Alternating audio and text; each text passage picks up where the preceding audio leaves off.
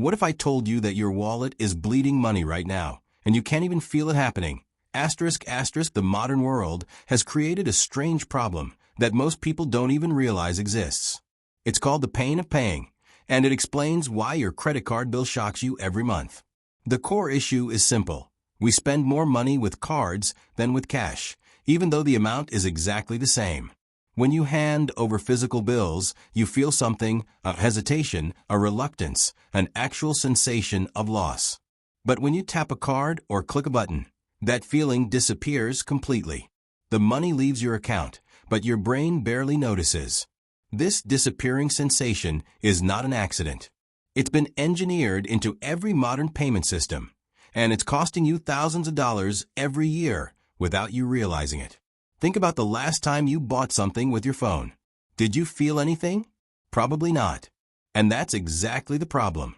The science behind this phenomenon is fascinating and slightly disturbing. But before we go deeper, if you've ever wondered why you spend more on DoorDash than you planned, or why your Amazon cart keeps growing, hit that subscribe button and like this video.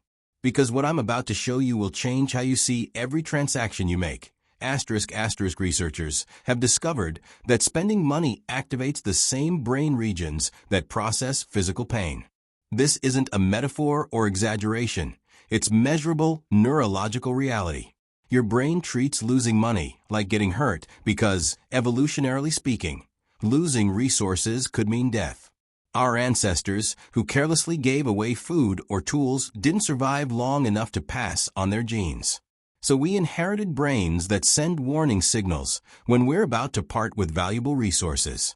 However, here's where it gets interesting. The amount of pain you feel doesn't actually depend on how much you're spending. Instead, it depends on how visible and tangible the payment feels. Scientists call this quality salience. Cash is extremely salient because you physically see it, touch it, and watch it leave your hand. Cards are less salient because you're only handing over plastic. Digital payments are barely salient at all. Just a quick tap and you're done. Each layer of abstraction removes friction, and each removal of friction dulls the protective pain response that would normally make you hesitate and reconsider. Your brain's alarm system gets quieter and quieter until it's completely silent. Once you understand this principle, you start seeing it everywhere, especially in places designed to take your money. And trust me, once you see this, you can't unsee it. Casinos pioneered this psychological trick decades before scientists had a name for it. They don't let you gamble with cash because cash feels too real, too painful to lose. Instead, they force you to exchange your money for colorful plastic chips that look like toys and feel like game pieces. Studies confirm what casinos have always known. People bet significantly more with chips than with actual cash because chips don't trigger the same pain response. Now here's the scary part. Video game companies use the identical strategy with virtual currencies. Fortnite has V-Bucks, Roblox has Robux, and dozens of other games have their own branded fake money. Kids and adults exchange real dollars for these digital tokens, then spend them without any sensation of financial loss. Global spending on these virtual currencies exceeds $50 billion annually and continues growing. Let that sink in. $50 billion spent on money that isn't even real. Beyond games and casinos, the entire digital economy runs on this same principle. Subscription services, one-click purchasing, auto-renewals, and saved payment methods all function like casino chips. They make money feel abstract and fake, which makes you spend more of it. Your Netflix subscription, your Spotify account, that app you forgot you're paying for, they all work the same way. So how do you fight back? Now let's talk real numbers, because this isn't just theory. The financial cost of this psychological manipulation isn't theoretical. Multiple research studies have measured exactly how much more people spend when payments feel painless.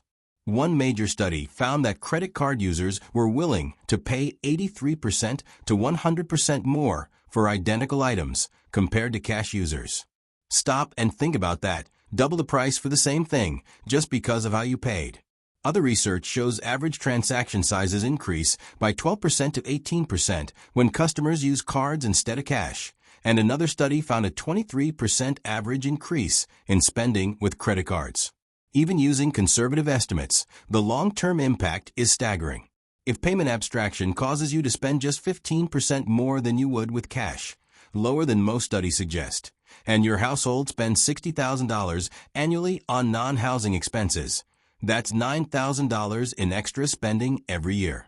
Over a 30-year adult life, that totals $270,000 in excess spending.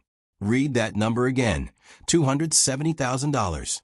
That's $250,000 you didn't need to spend, buying things that didn't provide extra value, simply because the payment method removed the psychological break that would have made you stop and think. That could be a house. That could be retirement. That could be financial freedom. But instead, it vanished into impulse purchases you barely remember making. And here's what really makes this sinister. This system wasn't created by accident. Companies that build payment technologies know exactly what they're doing, and they have billions of reasons to make spending as frictionless as possible. Amazon literally patented one-click purchasing for the specific purpose of removing any moment between desire and transaction where you might reconsider your decision. Think about that. They patented the ability to make you spend faster. Apple designed Apple Pay to be faster, smoother, and more seamless than any previous payment method, carefully crafting every animation and sound to feel effortless. That satisfying little ding when you pay? Engineered. The smooth animation? Designed to make you feel good about spending. By now, pay later services like Affirm and Klarna split purchases into installments, so each individual payment feels smaller and less painful, even though the total cost remains the same. Every single innovation in payment technology is marketed to you as convenience, and it genuinely is more convenient. But the underlying business purpose is identical to casino chips. Disconnect the act of spending from the sensation of loss, so you'll do more of it. These companies profit when you spend more, creating powerful financial incentives to make every transaction as painless as possible. The question is, whose convenience are they really serving? Yours or theirs? So how do you fight back? Fighting back against this system requires deliberately reintroducing friction into your spending habits. The most powerful method is the cash envelope system. For 1 month, use physical cash for all discretionary spending like groceries, dining out, entertainment, and coffee. Withdraw your weekly budget from the ATM, put it in an envelope, and leave your cards at home. I know this sounds old-fashioned. I know it sounds inconvenient. That's exactly the point. Your behavior will change dramatically, and I mean dramatically.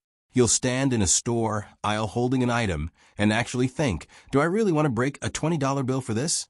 Often, you'll realize the answer is no and put it back. The resource feels finite and real in a way that card balances never do. When the envelope is empty, you simply stop spending. There's no overdraft with cash, only out of money. If carrying cash feels too impractical for your lifestyle, try the notification strategy instead.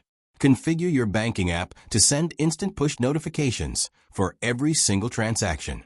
Every time you tap your card, your phone should buzz and show you exactly how much you just spent. This reconnects action with consequence and disrupts the tap and forget cycle that makes spending invisible. For online shopping, which represents the most dangerous form of painless paying, implement the 24-hour rule and delete all saved payment information. Force yourself to get up, find your wallet, and manually type in all 16 digits every time you want to buy something. That small amount of friction, the annoying walk to retrieve your wallet, is often enough to break the impulse loop and make you realize you don't actually need the item. I've personally saved hundreds of dollars just by being too lazy to get my wallet. Use laziness as a wealth-building tool. Now let's zoom out and see the bigger picture, because this goes way deeper than just spending tips.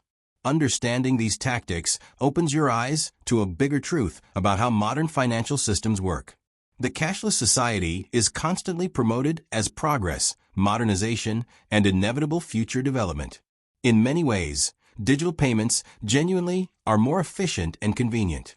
But efficiency cuts both ways, and a frictionless payment system is also a consumption-maximizing system. The more abstract money becomes, the faster it moves. And money that moves quickly almost always moves away from you rather than toward you. Here's something fascinating. Wealthy people often understand this principle instinctively and keep significant portions of their wealth in illiquid assets like real estate, private businesses, and art, things that cannot be spent impulsively or quickly.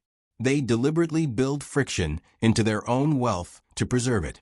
Meanwhile, poor and middle-class people are given financial tools designed for maximum liquidity and minimum friction, keeping them on a constant treadmill of consumption. It's not a coincidence. The pain of paying, despite being uncomfortable, is actually valuable protective information. Pain tells you to pull your hand away from a hot stove before serious damage occurs. Financial pain tells you to pull back on spending before serious financial damage occurs. By numbing that pain with plastic cards and digital pixels, we're essentially leaving our financial hands on the stove while our economic futures burn. And we don't even smell the smoke. Here's your challenge, and I really want you to try this. The path forward starts with a simple challenge that anyone can try. For the next 7 days, use cash for just 3 categories: your coffee, your lunch, and your groceries. That's it, just 1 week and 3 spending categories. Pay attention to the physical sensation of bills leaving your hand. Notice the hesitation that appears when you're about to make a purchase. Watch how your brain suddenly tries to talk you into keeping that cash instead of spending it. That hesitation you feel is your financial immune system coming back online after being suppressed by years of frictionless digital payments. It's your brain's natural protective mechanism trying to save you from unnecessary spending. Listen to that voice. Respect what it's telling you. The goal isn't to make spending easy and effortless. The goal is to make spending meaningful and intentional. Every dollar should represent a conscious decision, not an unconscious reflex. The friction isn't your enemy. The friction is your protection. Bring it back into your financial life and watch how quickly your relationship with money begins to change. When spending requires effort and creates sensation, you naturally spend less and value more. That's not deprivation. That's financial awareness. And it's the foundation of building wealth instead of merely consuming it. Look, I get it. Using cash feels weird in 2024. Your friends might look at you funny when you pull out bills instead of tapping your phone. But ask yourself this: would you rather feel weird for a week or broke for a lifetime? The companies that built these frictionless payment systems spent billions of dollars studying your brain, learning exactly how to make you spend more without noticing. They hired neuroscientists, psychologists, and behavioral economists. They ran thousands of experiments, all to answer one question: how do we make people spend money without feeling pain? Now you know their secret. Now you understand the game. The only question left is, what are you going to do about it? Will you keep playing their game by their rules, or will you bring the pain back and protect your future? ***, drop a comment below and tell me if you're going to try this 7-day cash challenge. Tell me what happened when you actually felt your money leave your hand. And if this video just saved you thousands of dollars, hit that like button and share it with someone who always wonders where their money went. Because the best way to fight this system is to expose it. Thanks for watching, and I'll see you in the next one, where we'll talk about another financial trap that's hiding in plain sight.